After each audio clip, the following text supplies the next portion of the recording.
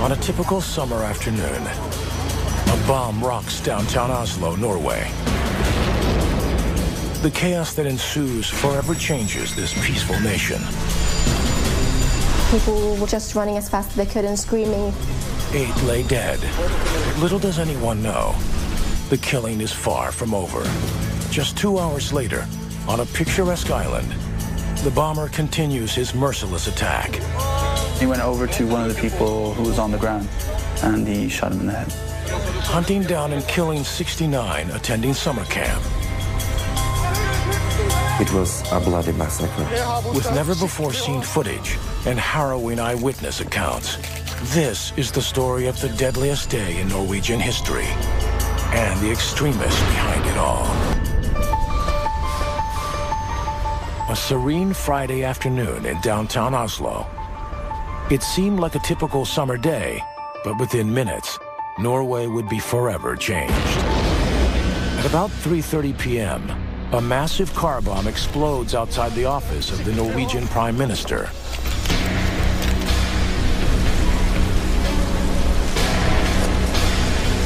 Eight people are killed and scores are injured.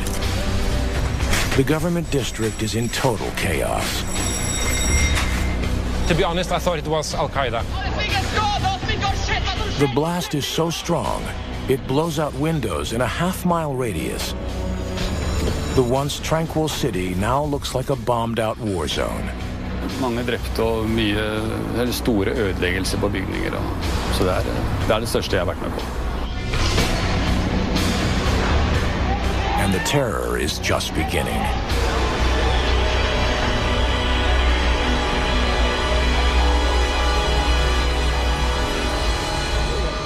About an hour and a half after the bombing, Stage 2 of the attack is about to begin. The target, the tiny island of Utøya, 20 miles from Oslo, where 600 young people from Norway's ruling Labour Party are enjoying a summer retreat. Within minutes, this idyllic setting will turn into something out of a horror movie.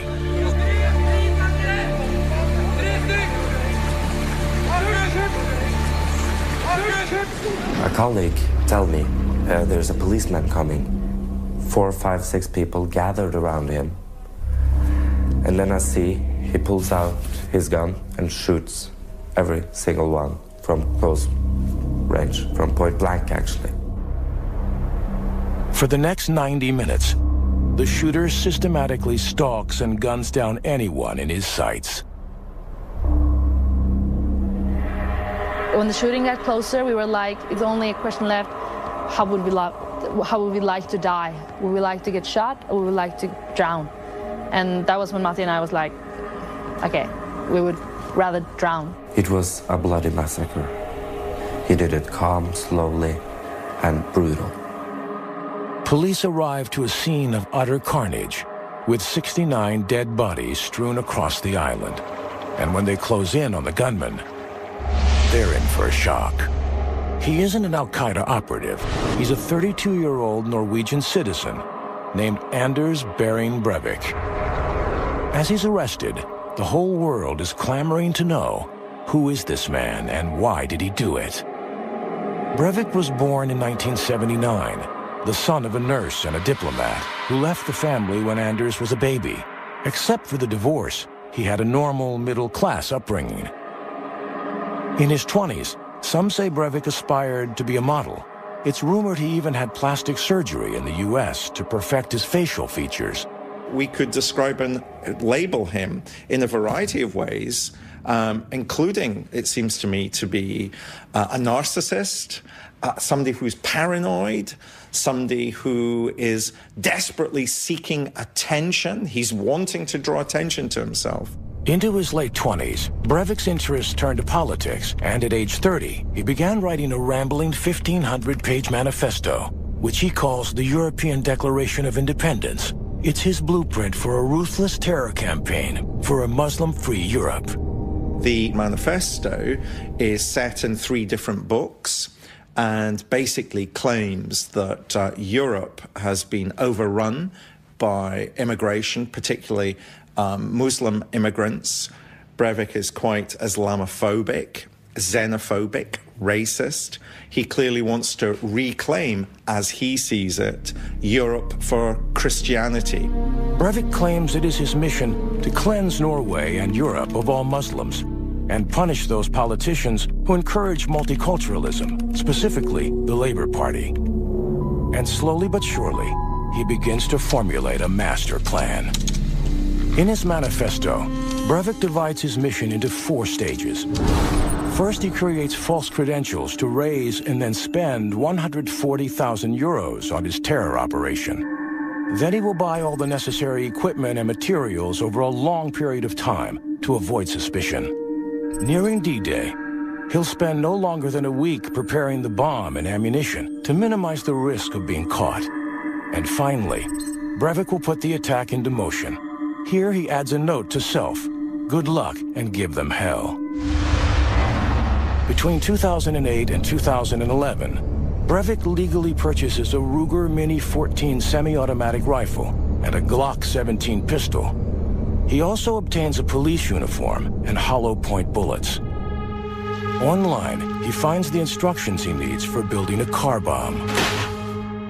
To make that device, which could comprise, more than a ton of explosives, you need a lot of, first of all, you need a lot of material for that, for example, fertilizer and the additional materials, but also you need the facilities to be able to mix the explosives in the right quantities.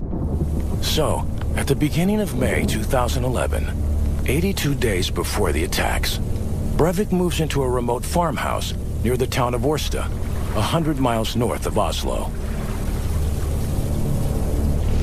Here, Breivik can quietly finish his manifesto, hide his cache of weapons, and build his bomb. Posing as a would-be farmer, he rouses no suspicions. Just a regular guy. He was not nervous, just polite and normal, like Norwegians are usually. If they only knew, the man next door was planning to slaughter dozens of people in a single afternoon. Breivik writes, "I continue to search for methods of purifying the bomb. Failure is not an option." The day before the attacks, Breivik travels to Oslo for his final recon mission. At 1:30 p.m., a cab picks him up from the train station near Årsta and takes him back home. And when we came to the farm, I see this little van, and it was parked in the front like this. And maybe it was maybe it had a bomb in this car too, maybe, because it looks heavy, that car. Preparations are complete. The bomb is primed. Tomorrow, the killings begin. On the morning of July 22nd, 2011, Anders Breivik is about to put his manifesto into action, bombing and shooting his way to infamy. This is the beginning of Breivik seeing this martyrdom coming into fruition. He knows he's taking steps that are going to lead to a particular conclusion that he's thought very carefully about, that he's been planning for a long period of time. At 10 a.m., Breivik logs onto his computer and uploads an anti-Islamic video onto YouTube.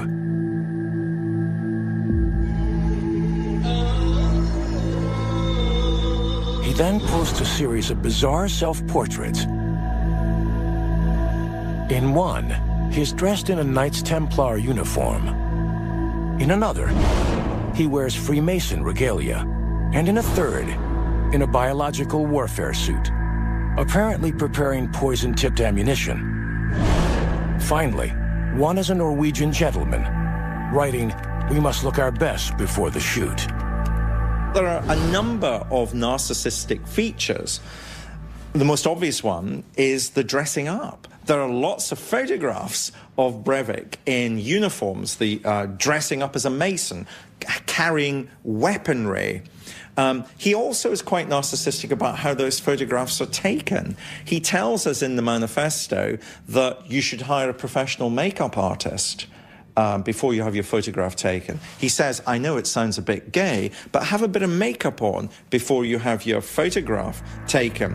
Breivik then puts the finishing touches on his manifesto, signing it Andrew Berwick, the English version of his name. In many respects, this is Breivik's way of communicating with the wider world. His manifesto is for him, to use another analogy, his Mein Kampf. Breivik's writings are part political rant, part terrorist handbook, part autobiography. He identifies himself as a 32-year-old former bank clerk, intelligent and motivated. He claims to have been a millionaire entrepreneur in years past. In reality, he's a recluse with only a handful of friends. He's known to be a bodybuilder, steroid user, and avid gun enthusiast. He goes on to describe himself as a right-wing crusader, a senior officer of the Knights Templar, and the scourge of Islam. He emails the documents to nearly 6,000 people, whom he regards as potential followers. And he presses send on that computer. He would have seen that as being the culmination of his research, the beginning, though, of his next stage in his campaign. Minutes later, Breivik leaves on his deadly mission. His destination is Oslo. His objective, mass murder. After 3 years of planning, he is ready to wage war. It takes 2.5 hours to drive his bomb-laden van from his farmhouse to the capital, roughly 100 miles away. It's a typical Friday afternoon in Oslo. People out shopping, workers looking forward to the weekend. Johan Tandberg is just one of hundreds of people walking through town. It's a small city where people usually think they're very safe. We thought this was the safest place on earth. But that innocence is about to be shattered. Breivik parks his van outside a block of government buildings, near the offices of Prime Minister Jens Stoltenberg, leader of the Norwegian Labour Party. Breivik has his detonator set to a timer and flees the area long before his homemade bomb goes off. Johan Tandberg is caught in the blast and captures this exclusive footage. I started my camera and I saw to my left that the government building was totally destroyed. People on the street were laying around. Somewhere they lost their hearing. Blood coming out from everywhere, and people were in shock. It was terrible. Breivik's homemade bomb, made from fertilizer and charged with fuel, has wreaked havoc on downtown Oslo. I went from person to person to take the pulse, check if they were alive. Some were not. And yeah, what to do? I went on to the next kind of body. 8 people are killed in the deadly blast, and many more are seriously injured. The pictures from New York 9/11 came back to me immediately, and I thought, okay, this is the terror we've been waiting for. It's like nothing Norway has ever seen before, and it shakes this liberal and tolerant society to its core. But this is also an act of diversion. If all your resources are being funneled towards, for example, in this case, the bomb explosion, it's a big mistake, especially in the age of Al-Qaeda terrorism, where multiple attacks are quite frequent. And so if you send all of your ambulances or your police resources to, for example, the building, you're laying yourself completely open to an attack of the sort that took place. As Oslo reels, Anders Breivik is already moving on. He hails a cab and heads to his second target. It's one thing to set a detonator. This time, Breivik will have to look each of his victims in the eyes. Utoya is a small island in the middle of Tyrifjord Lake, 20 miles north of Oslo. For generations, Utoya has hosted an annual summer camp for the children of the Labour Party elite and other young party members. The island is just 24 acres, roughly the length of 5 football fields, and half as wide across. As Breivik makes his way to Utoya, the island is abuzz with about 600 campers, including 21-year-old bartender Adrian Prekon, Vegard Grossli Weinsland, a politics student from Oslo, and 21-year-old Nicolene Bershi, who arrived on the island that morning. It's beautiful out there. There are trees, there are rocks, it's just idyllic. It's been like a really good place to come every summer since I was maybe 16 or 17 years. A place where I like fall in love, a place where we've discussed the world problems and of course solved them, and a place that's really amazing. Shortly before 5 p.m., Anders Breivik arrives at the lake dressed in a police uniform. He waves a fake ID at the ferryman and asks for a ride to the island. The ferryman helps him load his duffel bag full of weapons and ammo as they set out on the crossing, a little less than half a mile. Meanwhile, news of the Oslo bombing is just spreading through the camp. People were confused. They were calling around their friends. They were hugging each other. They were crying. The last thing said in these meetings was that we have to think about and remember that Utøya is probably the safest and best place we can be at this moment. Somebody called their parents and they said like, oh, I'm so glad that you're on the island because then you're safe and we don't have to worry about you. Little does anyone know what horror is headed their way. It's late afternoon on Friday, July 22nd, 2011, and Anders Breivik, dressed as a police officer, is closing in on the island of Utøya, where young Labour Party members meet for their annual retreat.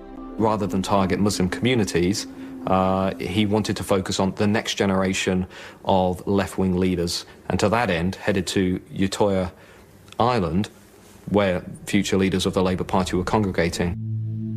He arrives at the eastern dock just after 5 p.m., brandishing his assault rifle, and kills his first victim 30 seconds later. He then makes his way up the main path towards the cafeteria, where most of the students are gathered after hearing news of the Oslo bombing. He was in a police uniform, so I first saw him in a uniform just walking very calmly, and I thought, well, this must be good, but he was like heavy armed. So I was thinking that was weird, but at least he was a policeman. He very deliberately camouflages himself wearing a policeman's uniform. So quite clearly, it was a device wearing the uniform so as to reassure those people whose lives he was going to take. Breivik beckons a group of young people over to him and then opens fire. I heard screams, and I saw people running, and I saw people falling as they were running because they were shot in the back. He went over to one of the people who was on the ground, who had fallen to the ground, and he shot him in the head. And then he went over to one of the others and shot him in the head as well. People were coming up to our camp, just running as fast as they could and screaming and saying, yeah, people are shot and people are... And it's a guy with a gun and just run and keep your heads down. And at the point I was like, okay, this is just somebody's joking. But the scene is terrifyingly real, and Breivik is just getting started. He walks through the campsite in the middle of the island, looking for victims and shooting them one by one. People panic and run for cover in the tented area. Adrian is among them. People ran through the tent city. And halfway into the tent city, I stopped, turned around, hid behind a large tent just to see what was happening. He looked like a main character from a Nazi movie. He had his hair backwards. It was blonde hair backwards. He had that special look on his face, like a rock. So we walked off to the tents, opened them slowly. We looked inside, shot, and you can see the tent turning red from inside. He was extremely calm. He was walking straight towards people, shot them. Walked in another direction, shot another person. Looked around, saw who else to shoot, shot him or her. He was calm. The bomb being left outside the government building has a distance psychologically between the deaths of those people who will die as a result of the bomb exploding and Breivik. But when Breivik is shooting people on that island, he is looking into their faces. terrified campers begin scattering to the edges of the island, searching desperately for a hiding place. People ran through the tent city. People were just laying all over on top of each other to just try to hide and just try to be like invisible from the path where the killer was walking. But there was like too many people. Some of the campers, like Vegard, barricade themselves inside the few buildings on the island. I ran through like a short woody area, and then I came to this cabin where I hid with around 40 others. I hid in one of the bedrooms under the bed, and there I just hid and prayed. Outside, Breivik continues to stalk his prey, searching and shooting. He simply became a hunter. He simply became a one-man army, a soldier who had to do what he had to do. He would have been feeling so powerful, as if his mission was to exterminate, as he would see, to kill as many young people as he possibly could. That's when I started texting home. You know, the last text message kind of thing. Thanks for everything. Love you all. Many people try to take cover in the woods, while Nicoline's group heads toward the western shoreline and crouches on a small shelf hidden under a cliff. The shelf was like a couple of meters down from the path, and we heard somebody change the magazine or refill the bullets on the gun, and we just heard like our hearts were like really beat from heart was like really loud, and everyone just tried to not breathe and not say words. Breivik continues crisscrossing the island while dozens of campers like Adrian desperately try to stay one step ahead of him. It was a bloody massacre. He was so calm, so relaxed, so controlled. You could tell that he had planned this for a long time. At 5:27, police are first alerted to the gunfire on Utoya, but their arrival will be painfully slow. Breivik will have full run of the island for another terrifying hour. 30 minutes into his shooting spree, Anders Breivik has turned an idyllic summer camp into the scene of a bloody massacre. And his rampage isn't nearly over. He has picked the perfect location for his shooting spree. It's almost half a mile from shore, and police, distracted by Breivik's massive bombing in downtown Oslo, are an hour away. Dozens of terrified campers are still scrambling for survival, searching for new hiding places as the killer's hollow point bullets ring out across the island. This was much worse than you see in a movie. But everybody was focused that when you are on the run on the island, you need to go down to the water, jump into the water. And so we did. Long before police arrive, a news helicopter is dispatched to the island to investigate reports of gunfire. We started looking around in the water, and of course we could see a lot of people swimming in all directions, and then we could see the boats, and then you kind of start looking at things differently, and you start to noticing that something is terribly wrong down there. But the lake is icy cold, and it's an exhausting swim to safety, especially for injured victims or those weighed down by their clothes. Realizing he's not going to survive the crossing, Adrian turns back for the island. It appears that Breivik then walks along the shore towards the dock. It's here the news camera films him standing over several bodies in the shallow water. Some people try to swim for safety, but Adrian stays put. He pointed the machine gun at me. He pointed it directly at me. I could see straight in, and I could see the fearless look he had, the murderistic look, the look that told you that you are about to die. So I yelled as loud as I can, and I begged him, please don't shoot me. please no, don't do it. And somehow he didn't. He turned around towards the people that still were swimming, shot a couple rounds at them, and yelled, this is the day you're going to die. I'm going to kill you all. Adrian is one of the blurry figures in this freeze frame, watching as another friend begs for his life. I could hear his boot approaching. 2 meters, 1 meter. He was above me. I could hear him reload. And then I knew it was now over.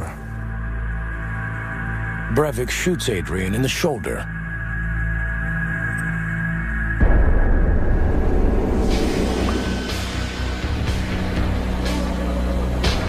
Nearly 6 p.m., an hour into the rampage, Adrian plays dead, hiding under the corpses of his fallen friends.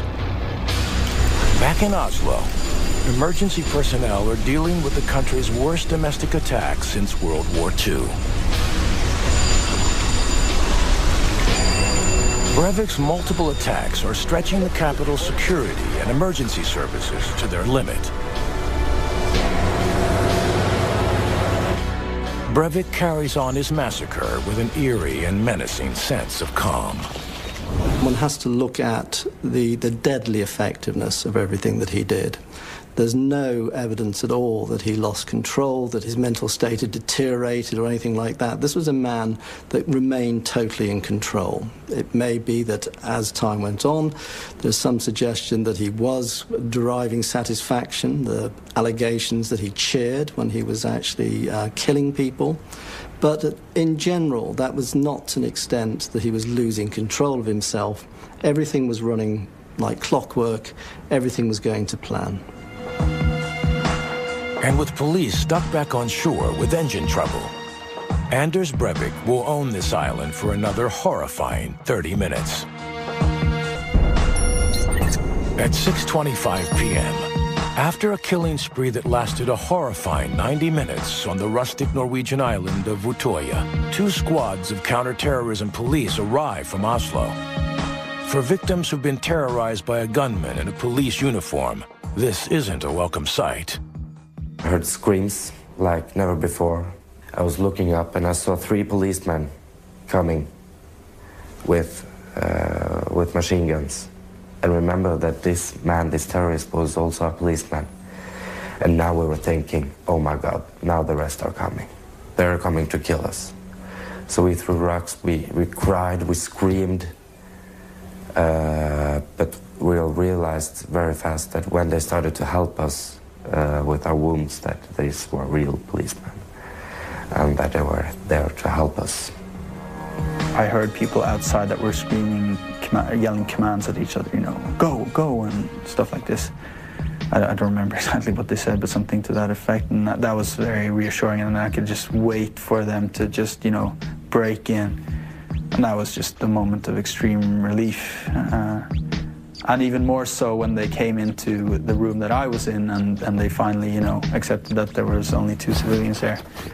To come out in the living room and just seeing, you know, 35 of your comrades, none were dead. It only takes police a few minutes to find Breivik. Etter hvert så kom vi over i mer skogsterreng, og brått foran oss så står gjerningsmannen med hendene hevet høyt over hodet. His cooperative surrender doesn't fit the pattern of a terrorist or a spree killer. Men like Thomas Hamilton, who in 1996 shot dead 16 Scottish schoolchildren and their teacher in Dunblane, and then killed himself.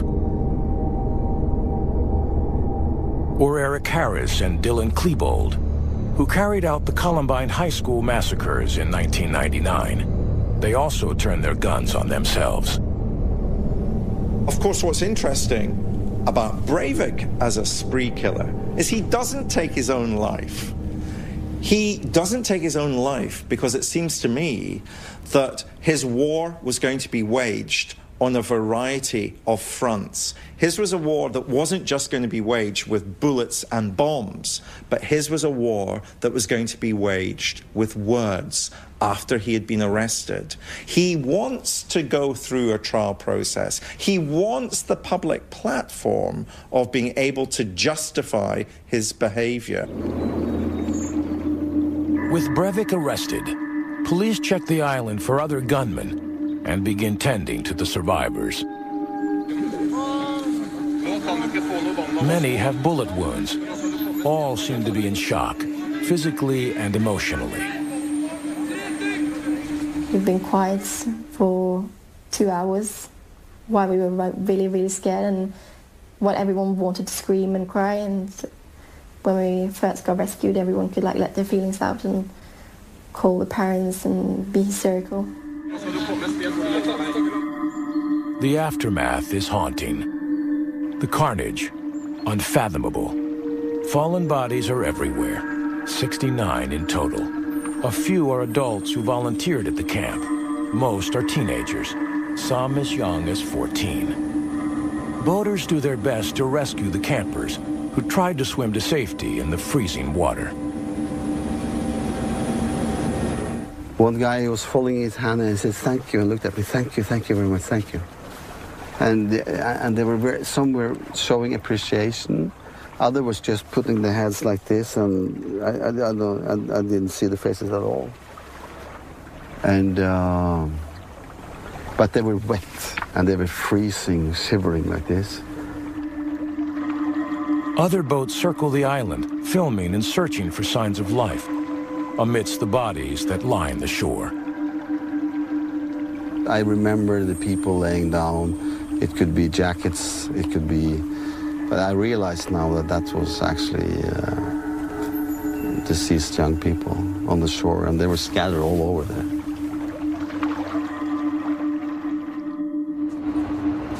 By now, Breivik is under armed guard in Oslo and issues his first statement through his lawyer. Has he shown any remorse or any regret for what he did?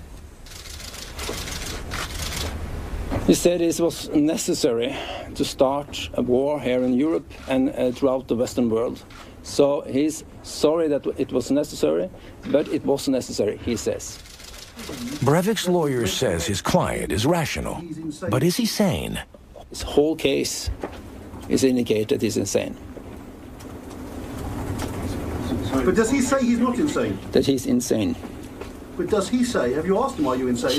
He's in a war, and he says that the rest of the world, and especially the Western world, don't understand his point of view. But in 60 years' time, we all will understand him. Maybe the war lies deeper within Breivik's psyche. Breivik's not hearing voices, seeing visions. And therefore, I think we have to look at the personality disorder that might be driving his behavior. Perhaps we're dealing with that kind of cluster B personality disorder, somebody who's narcissistic, someone who demonstrates black and white thinking, and clearly somebody who's going to make a big, grand gesture so that everybody's going to stand up and take notice of him. Some experts believe his obsession with the medieval Knights Templar is critical to understanding Breivik's behavior. One of the key elements of the far right is its understanding of myth, and in this regard we're talking about a myth that of the clash of civilizations, so-called, that goes back 1,000 years to the Crusades. And of course the Knights Templar were themselves heavily involved in the Crusades. This was somebody who saw the idea of presenting himself as a Templar knight, you know, as almost entering this world of fantasy, but at the same time reflecting quite a long tradition within the extreme right subculture. Either way, this is how Breivik apparently sees himself, as a crusader. He's described himself as a cultural Christian, and I think that perhaps a more appropriate term might be crusading Christianism. In the same way that we talk about jihadi Islamism, we're really identifying a political doctrine that takes on, as it were, the veneer of religious faith.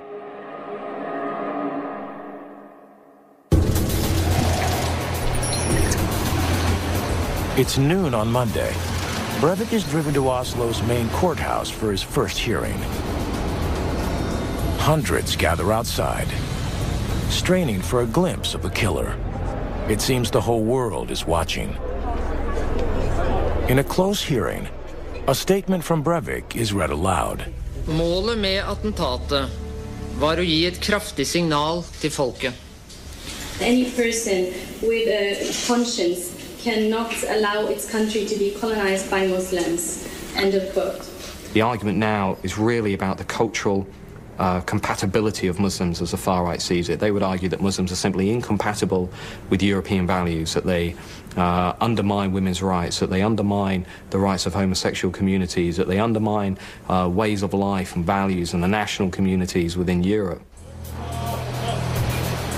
As Breivik is driven back to his cell, cameras are able to capture the first glimpse of him since the killings. A man still refusing to accept he has committed a crime, looking at ease, possibly even pleased with himself. The pressing question now is whether Breivik was acting alone.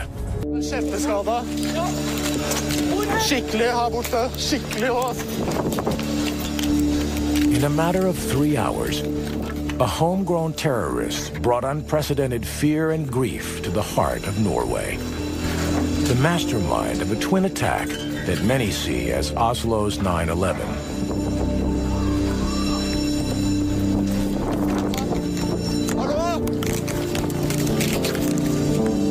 First, he ravaged the city center, killing 8 people with a massive homemade car bomb.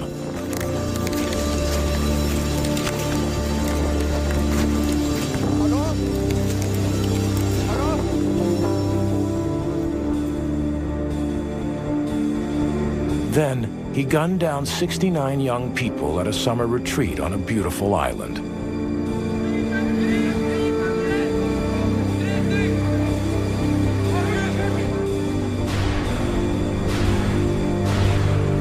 All this, the work of one disturbed mind.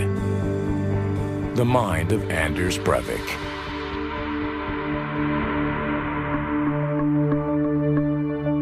He appears to enjoy the notoriety that comes from being public enemy #1 as he leaves an Oslo courtroom just 72 hours after the massacre. There's no sign of remorse, just smug satisfaction. Well, I think he would have enormous satisfaction. He's achieved what he wanted. The entire country is in mourning for the 77 lives lost. Memorials and makeshift shrines spring up in the wake of the tragedy. We will not be intimidated or threatened by these attacks. The aim of such attacks is to spread fear and panic. We will not let that happen.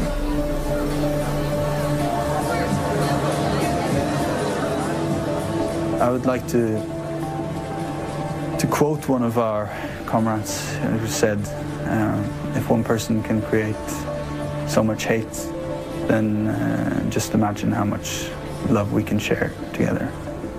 He might have been more violent than us, but our ideas are better, and it is our ideas that will prevail and will win, I'm sure. Breivik's hearing brings to light 2 important facts. First, that Breivik had in fact come to the government's attention back in March 2011, when he tried to buy chemicals on the internet from Poland. Second, the court discloses the fact that Breivik had spoken about 2 other cells, raising the possibility of further attacks. Breivik boasts in particular about his connections with militant anti-Islamic groups in Britain. There is certainly compelling evidence that Breivik looked toward groups like the English Defence League. If not in ideological terms, certainly in strategic terms, in this notion of operating outside of the ballot box, presenting a more confrontational, provocative style of politics.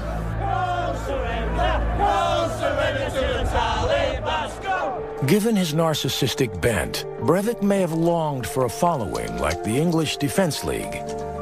He emailed his manifesto to over 6,000 people, One can only imagine how large his audience is now. He was trying to offer a brand to sections of the European far right. This was a guy that wasn't only explaining what was wrong with the world as he saw it, but he was leaving behind a detailed blueprint for any would-be successors or would-be copycat attackers. So it's a document that sets out to explain why he's behaving in the way that he's going to behave, but it's also a document that's been heavily plagiarized from other extreme right-wing sources. One of these sources is the Unabomber Ted Kaczynski, whose 20-year mail bombing spree killed 3 people and injured 23 others. Kaczynski and Breivik were both people who saw themselves as masterminds of a revolution. They saw the world going in the wrong direction, in Kaczynski's case because of technology, in Breivik's case because of immigration and diversity in Norway. But in both cases, they saw themselves as the people who were going to stop this through a violent act. Other observers feel he has more in common with Oklahoma City bomber Timothy McVeigh, who became a cult figure for the extreme right. One of the parallels that has been drawn by commentators, I think, is that to Timothy McVeigh, not just the choice of weaponry in his bombing, but also the indiscriminate nature of choosing a target, and whoever's there on that day is going to be killed. No matter why Breivik committed this horror, no matter his influences, the end result is the same: a senseless tragedy paid for in innocent lives. We simply have to deal with Breivik as a spree killer, as somebody who committed horrific, horrendous acts. We treat him as an offender. Let's not elevate his celebrity, nor turn him into some kind of martyr. The most immediate impact is on the victims' families and the Norwegian people themselves, the ones left behind to mourn. What is the most awful thing that you can do to someone? Probably kill their children and leave them alive to grieve over it. I can hardly believe that I witnessed executions of young people, innocent civilians, who were on a camp to learn more about politics and have fun. It's unbelievable. And you all just want to wake up from this nightmare, but, you know, you never do.